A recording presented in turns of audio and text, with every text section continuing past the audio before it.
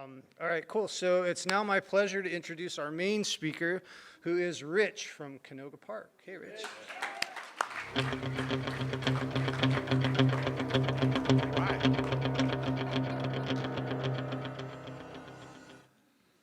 Thank you for that. Yeah, my name is Rich. I'm an alcoholic. Thanks, Randy, wherever you're at. He's the one who invited me.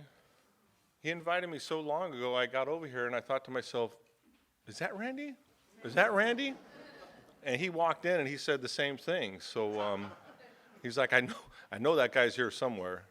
So I know this is an AA meeting, but I have to encourage you guys, don't do drugs because it messes up your memory. But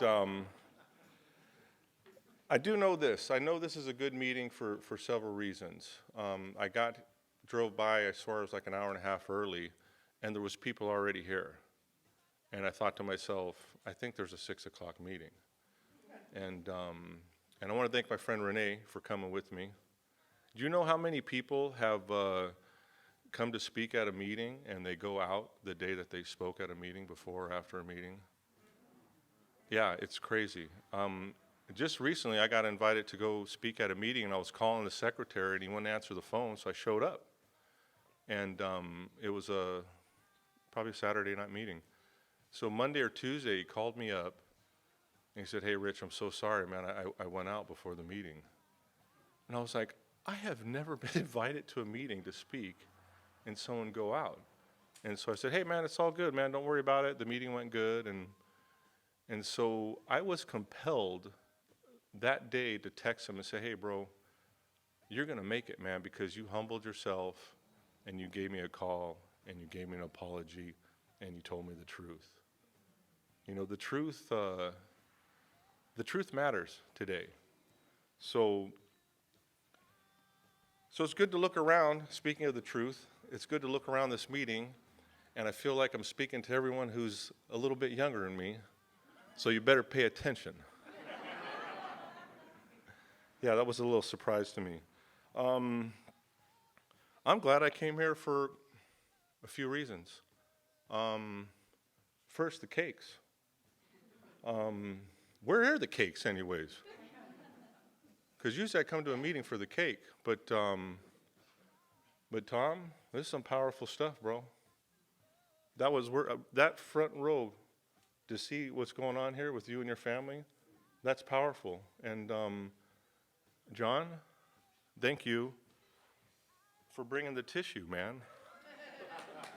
There's tissue down here, Tom, and thanks for kicking off the tears. But you put them they're way down there. We need these right here. Yeah. I am grateful. You know, I met an older woman that was a Al-Anon. And for some reason, man, I was immediately attracted to her.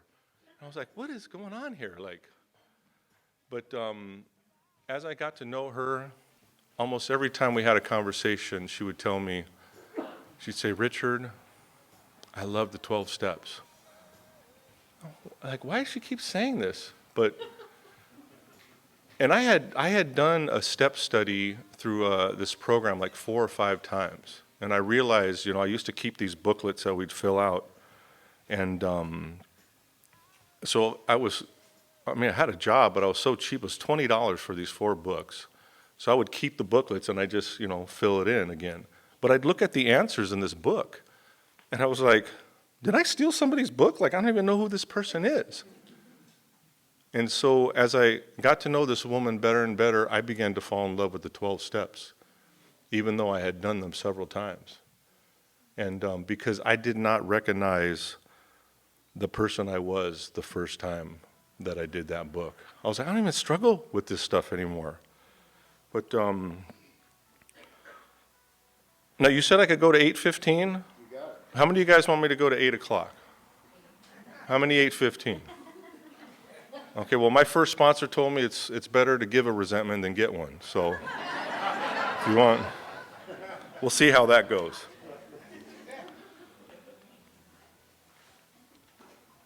And like I said, don't do drugs, you guys. I wrote a few things down So if I was to start a meeting, this reminded me of this, by the way, with all these wonderful cakes that we took here. I would just have a cake meeting. Can you imagine that? And if we ran out of time, well, then the person that was getting the most years that had the cake wasn't going to speak. It was a cake meeting, man. And the other meeting, if I was going to start a meeting, I'd call it the 311 because, like I said before, I am in love with the 12 steps. The 12 steps have really saved my life. The 12 steps have saved me from myself. And I've been concentrating on the 3rd step and the 11th step for, I think, 3 years now. And that's because I'm falling in love with the God of my understanding. And this is interesting because on the traditions here it says that, what does it say? I can't even read it from here. It says, number 2 is for our group purpose, there is but one ultimate authority, a loving God as he may express himself in our group conscience. And it took a while for me to realize that, can you guys cuss in this meeting? I guess one of the cake people was cussing, so we could cuss in the meeting. It took me a while to understand that when somebody who loved me said, Big Rich, pull your head out of your ass, that they said that because they loved me. And it didn't sound like a group conscience. But, you know, if it walks like a duck and squawks like a duck, and the 5th person who loved me the most in the meeting told me, hey, Big Rich, you need to pull your head out of your ass. Then I thought to myself, this is a group conscience. And God's trying to tell me something. So, so if you're going 100 miles an hour and you're going straight toward a brick wall, and somebody from these rooms or somebody from Alcoholics Anonymous or somebody who loves you is telling you, hey man, you better pump the brakes. And you don't really like what they have to say, you don't like the way they said it, you might want to think about the fact that there is a group conscience and that person does love you. And when someone's telling you to pump the brakes, that God might be trying to tell you something. Now, the way that God speaks to me is usually when someone asks me to do something or suggests to do something, and my immediate response is no. That's how I know God wants me to do something. So Randy, that's why I said yes, man. I knew this was 4th of July weekend, but I also knew that I was traveling a couple weeks ago for a graduation. I traveled last week for another graduation, and I knew I wasn't going to go anywhere. So thanks to Randy, I worked on 4th of July weekend, and my job pays me double time. So I worked 18 hours on 4th of July, and then I worked another 8 hours on the next day, which was all double time as well. So I don't know if my math is correct, but I think I booked like 50. I didn't get paid for it. I just booked the time. So I got like 52 hours of vacation time. So thanks, Randy. No, man, I'm saving it for vacation time, but because they just tax you too much. So I just booked the time, man. But so, and I say this basically because this meeting is called Not a Glum Lot, right? I have learned in recovery that there is time to celebrate. And that's why I went to New Jersey. I went to celebrate my nephew's graduation from high school. Then I went to San Jose because a good friend of mine, his daughter graduated with some type of master's degree. And let me tell you, man, I had a great time. But also in recovery, I've learned how to grieve. So, well, I forgot the gentleman's name, but it's right up there, isn't it? Chris.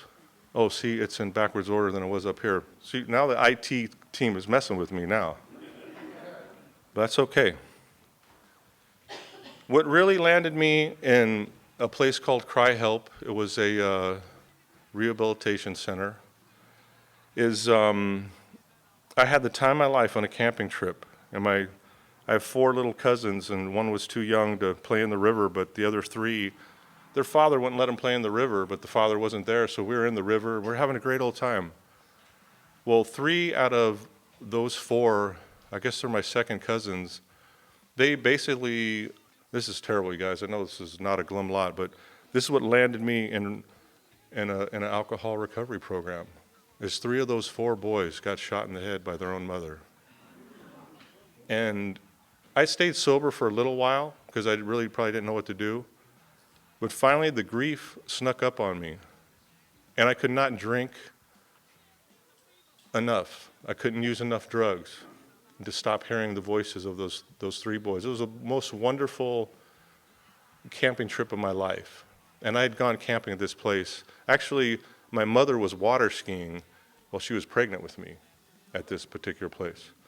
So to this day, I still blame my mother for all my problems. So if you wouldn't have been water skiing while you were pregnant, Mom, I wouldn't have turned out like this. But so Chris,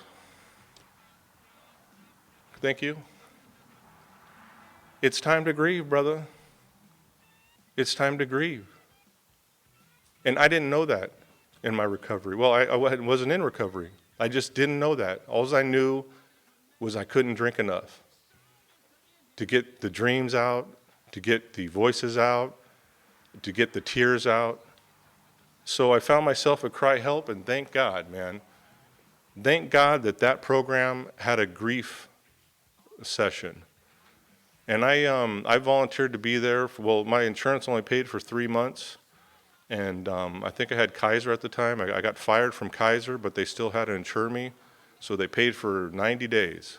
And the lady came in, I told her, I don't need the 90-day program. I need to be here for a year. I needed a vacation for myself.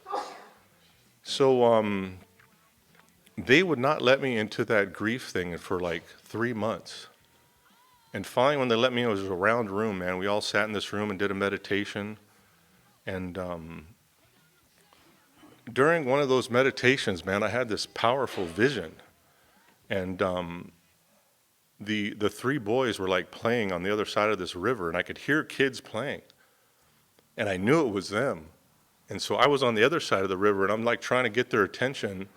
And finally, they came from the other side of the river. And I was like, hey, man, I was trying to get you guys. I was trying to help you. Like, you guys couldn't hear me. You couldn't see me. And all 3 of them, in whatever words they used, basically told me, we're here to save you. And it was at that time where I really turned the corner of really beginning to grieve. But also, I turned the corner of gratitude. I became thankful that there wasn't just people in my life, but there was people in my dreams. There's now people in my visions. There's now people in the recovery center that had my best interest at mind. And all I had to do was take a suggestion.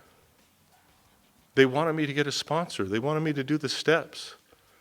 They wanted me to, do my homework. They wanted me to write down 10 things that I'm grateful for every day.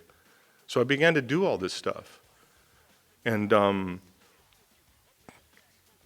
getting back to the 311, I was convinced that if I died, I was going to go to hell, man, because I was just a god-awful person. Coupled with the grief, I was suffering with, some type of depression because I didn't have my drugs, I didn't have my alcohol. I didn't have anything that was going to comfort me. But what I did have was step 3. I could turn my will and my life over to the care of God. And I could say, God, I don't have any problems anymore. These are all your problems. And in the first, seemed like 100 days, but it was probably the first 30 days, they'd only let you do your first, second, or third step in the morning. But as time went on, I got to my 11th step. And so I sought through prayer and meditation to improve my conscious contact with God as we understood Him. And then this is what changed me. I started to pray only for the knowledge of His will for us and the power to carry that out.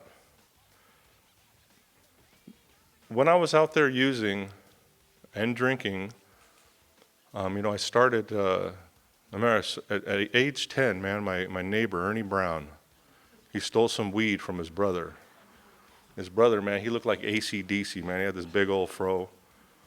And he stole his weed, and we were out there in the alley smoking weed at 10 years old.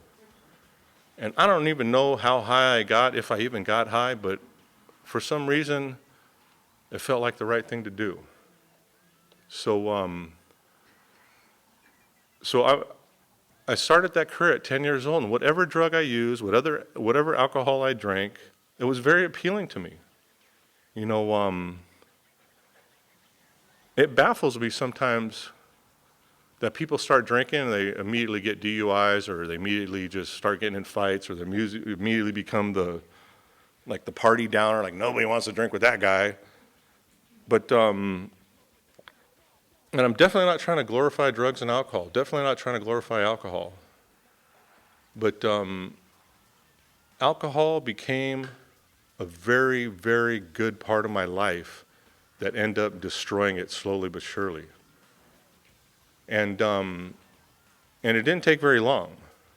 So doing God's will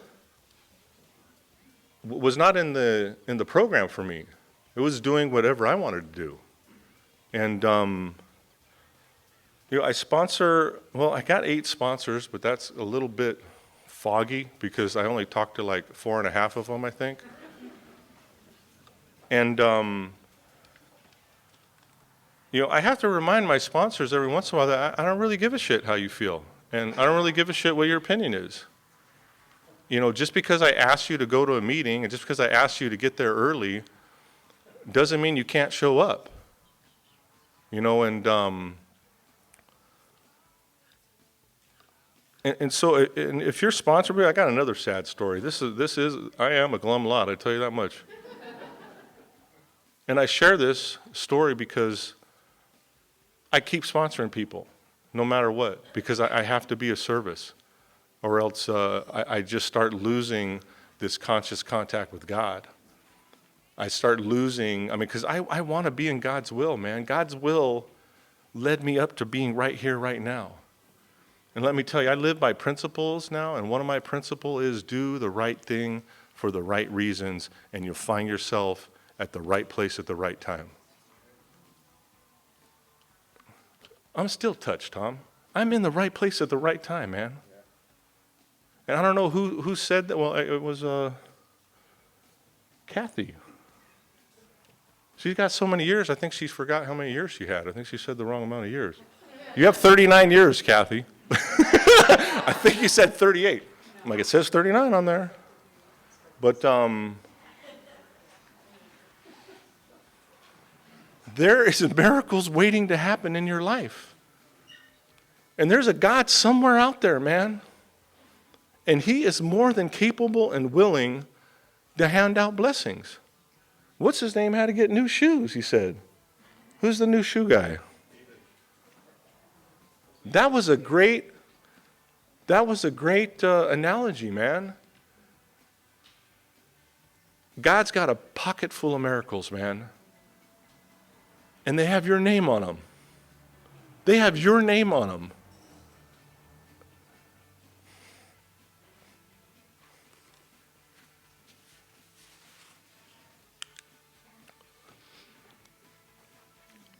I lived most of my life feeling like a piece of shit.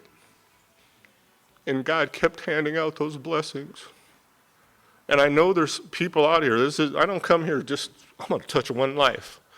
I don't come out here to touch one life, not in a big group like this.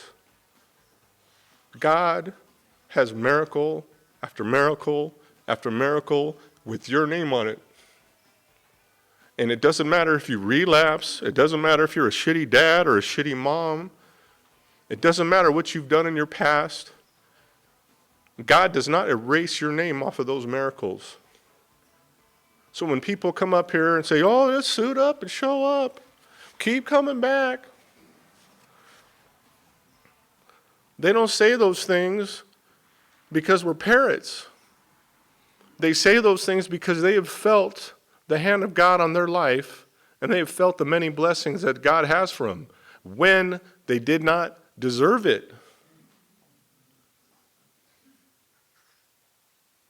Yeah, I don't know what the God of your understanding is, but the God of my understanding is way outside of my understanding. I don't get him. I don't understand him. You know, I have a lot of questions. You know, my mom used to always tell me, Richard, if everybody else was jumping off a bridge, would you jump off a bridge? I feel like God is going to bless me so much and continue to bless me so much that when he tells me to jump off the bridge, I'm going to jump off the bridge. Because I know there's going to be a miracle waiting for me at the bottom. I don't know how, I don't know why, but that's just the God of my understanding. All right, back to sponsorship. That's going to take me to 8:15, so sorry, you guys. I sponsored this guy, Leroy. I went back to Cry Help, and I picked up guys, and I took them to meetings. And somehow I knew this guy's wife. I was in a wedding, and I was actually paired up with his wife to be in the party. I don't know how you even say that. So I was a groomsman, and she was a bridesmaid. And we walked into that wedding together. And we could not figure that out for like 9 months or something. But when we figured it out, we're like, no way, we know the same people. So I sponsored this guy, Leroy, and I did everything wrong. So Leroy thought he'd match that, and he did everything wrong. I had sponsored him for over 10 years. And he finally came back after another, like his 12th, 13th relapse, and he was staying in the sober living. I knew the house manager. I even knew the guy who owned the house. And, you know, my sponsor told me, hey, we're getting money together, and we're going to pay for Leroy's for 3 months' worth. So we had to give like $300 a piece or something like that. And I was like, dude, no, I'm not giving the money, bro. Like, he's relapsed, and he's been lying to me for 10 years. Every time he had restraining orders from his wife, and every time he'd go to her work, or he would call up her friends. Maybe I shouldn't say this. You guys are going to learn this hustle. He'd call up her friends and say, oh, I got money from my wife for child support. Well, he didn't have no money. So that's how he'd get in contact with his wife. Every time Leroy contacted his wife, she would call me. Every time. So finally I had to tell Leroy, I said, Leroy, I can't sponsor you anymore. You've been lying for 10 years. This guy, he was cool, man. He was half Samoan and half Hawaiian. And he had this whatever accent. Big Rich, I'd never lie to you, brother. I would never lie to you, brother. I love you, Big Rich. Leroy, you've been lying to me for 10 years. So anyways, my sponsor got, I don't know how many of us to donate some money. And I literally told my sponsor, I said, the only reason I'm doing this is because you're suggesting it. You should not do this. I know the house manager, and he doesn't want Leroy back. And my sponsor goes, well, the owner of the house says it's okay, and the house manager ain't got no say in it. I was like, what? The house manager was one of my close friends. I was like, are you kidding me? This is getting bad. So Leroy didn't make it, man. Leroy went to Vegas, and I don't know for how long, probably 3 or 4 years. And people started calling me because on Facebook it said Leroy was dead. And I'm like, I don't know. How do I know? They're like, no, well, you got to call up his wife. I'm like, I am not calling up his wife. Once again, my sponsor was, huh? Just because you suggested. But, you know, there was rumors going around or whatever. So what happened to poor Leroy was he was an abusive person, and he was abusing his girlfriend up in Vegas. And the woman's 2 grown children ended up killing him. And the police came, and they picked him up from the house. I guess he was face down in the front yard, and he was dead on arrival. And she's telling me this. His wife is telling me this because they never actually legally got divorced. And I was like, I can't believe I sponsored that dude for 10 years, man. I should have gave up on him. But you know what? I've been sponsoring this guy for 8 years. And he's been white lying me. He ain't been lying to me like Leroy, but he's white lying me, man, for 8 years. So I still have hope for this 8-year guy. You know, he's losing everything slowly but surely. And the only reason why I share this story to this not a glum lot is because I have not given up, man. I have not lost hope. I still have hope for my 8-year sponsee. I still have hope for my newest sponsee. You never know, man. You never know what you do or what you say that's going to make a difference in your life. I have this one sponsee. He's a mailman. And he was like in the depths of despair, and this is during COVID. This is before I met him. He was like, God, if you're real, you have to do something because I can't stop drinking. So he's a mailman. He's out at work, and he had his little route. And what I mean by that, what liquor stores he was going to go to. And one of these was a gas station, so he went and got his liquor. And as he's walking out, this guy comes up to him and says, hey, I'm getting gas over here with my family, and I want you to come over and join us because I want to pray for you. And he says, okay, well, hold on, let me put something back in my car. So he puts his booze back into the mail truck or whatever, and the guy prays for him, and he goes back to work, and he throws away the booze, and he says to himself, is this you, God? Is this really you? So the first meeting that he came back to at COVID, he asked me to be his sponsor. And he just took, I think, a 5 or 6 year cake. And one day I was praying for my sponsees, man, and I was praying for them one at a time and saying, God, help these people. You help me, man. You blessed me and blessed me and blessed me. Like, I'm standing at the edge, man. I'm about to jump. You tell me to jump, I'm going to jump. I need you to bless these sponsees like you blessed me. And my phone goes, bling! And it's my sponsee. And this is what he wrote me. Well, he actually came to hear me speak, so I said, hey, thanks for coming, you know. And he says, no, Rich, thank you, brother. I wouldn't be where I'm currently at without your support and guidance. I appreciate you for everything. You have a tremendous impact on my life from where I was to where I am now. Congratulations on many years of sobriety. I will be in your shoes one day. You are an inspiration.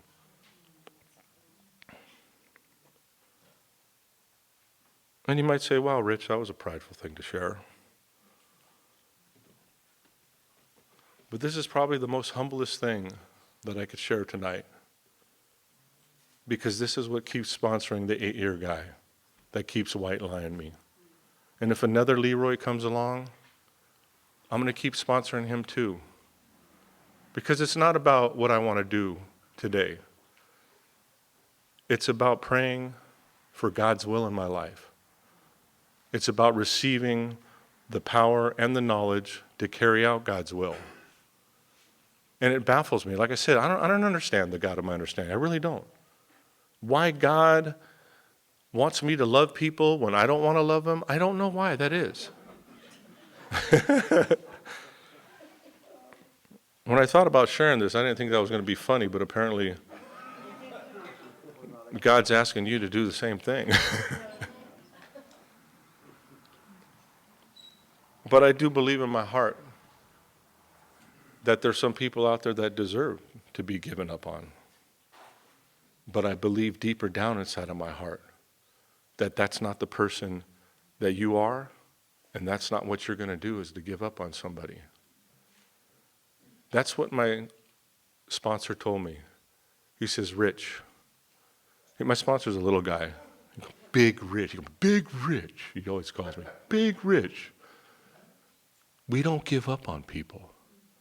And that's what got me to give that $300. Can you imagine? I mean, that was a gift. That $300 was a gift, man. Can you imagine if I did what I wanted to do? And Leroy's wife called me up and told me what happened? Can you imagine how I would have felt about that? The gifts of God, the miracles of God are very odd, and they're very strange, and they come in different packages, that you may not recognize. I had to call up my sponsor practically weeping to tell him, thank you. Thank you for suggesting that I give $300 so that Leroy could get back in that sober living.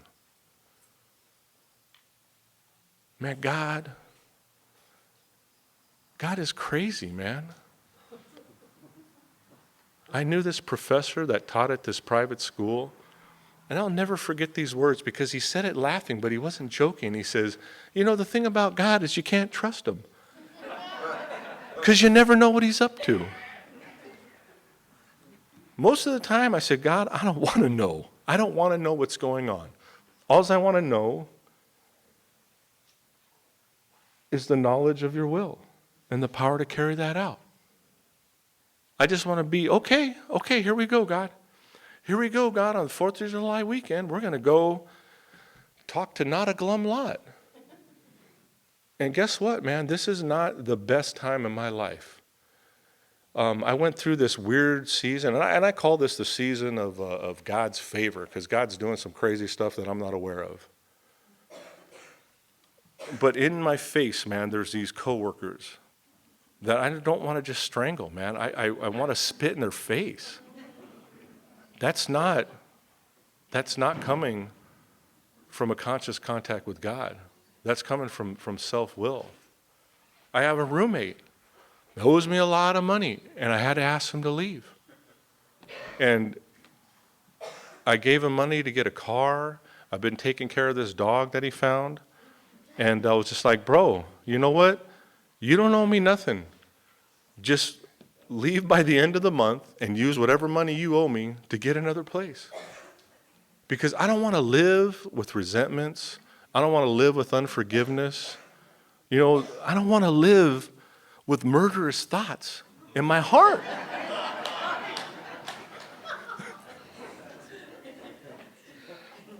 But I heard someone in the back say, you ain't got to live like that anymore. No, man, I got a choice. I don't have to live like that anymore. I want to live happy, joyous, and free. I don't want to go to a meeting and see this chump and say, yeah, that guy finally paid me back. I don't want to live like that. The good part about my life, for the first time in my life, I'm literally on 3 lists for promotion. And I'm thinking, I'm going to screw this whole thing up by slapping my roommate around and ending up in jail. Like if you breathe on somebody wrong, well, if I breathe on somebody wrong, I'm going to jail, man. The 2 people I'm having problems with at work in the last 6 months, they've had physical altercations. Literal physical altercations. And I don't know what job you guys hold, but the job that I have, you get fired for 3 reasons. Physical violence, stealing, or I don't know what the other one is. Sexual harassment. In that order. And, well, there's 3 of them that I want to beat up, but there's 2 of them that I wish they'd try to get into a physical confrontation with me. But I don't want to live my life like that, man. I want God's best for my life. I want God's will for my life. I want to be able to joyously enter into prayer and meditation. That's how I want to live my life.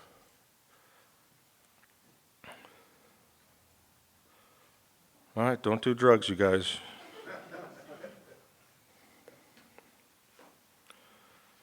Okay, I'm going to close with this. I'm going to talk about the 4th step. And this is, thank you. There's weird stuff going around about the 4th step. The only real positive thing that I could tell you, that the reason why I would encourage you to do your steps, and a lot of people do stop at the 3rd step, is to get this 4th step going and to get it complete, is because it brought me so much freedom. And it didn't go all that smooth. It really didn't. Making the amends didn't go that smooth either, but I did them. And I have experienced, it wasn't a freedom that I could feel in a conscious group. It wasn't a freedom that I could feel in public. It was a freedom that I experienced when I was all by myself. And I think people talk about being comfortable in your own skin, or I don't know what other words they use, because I don't even know what feeling comfortable in your own skin is, because I don't even understand God. Like, I don't even understand myself. I don't understand how I stopped doing what I wanted to do and start doing what was suggested. I don't even know how that works. I can't figure it all out, but all I know, it does work. And it has given me such freedom, because I'm not clenching my teeth anymore. I'm not clenching my fists anymore. I'm not squinting my eyes. Like, do you know how much energy it takes a person my size to be angry? Like, I get sick to my stomach for like 2 weeks when I get that angry. And God has blessed me so much, I don't want to be angry. I don't want people to say, well, it's not what you said, Big Rich, it's how you said it.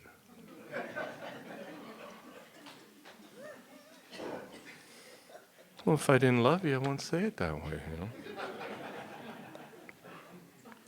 So, for those of you that are sponsoring people, and for those of you that are walking people through the fourth step, encourage them and tell them what it's done for you. You know, if forgiveness was an island, I would want to go on vacation to that island. Forgiveness is a beautiful thing, but it's not easy. It's not easy at all. So thanks again for hearing me out. I appreciate it, and thank you.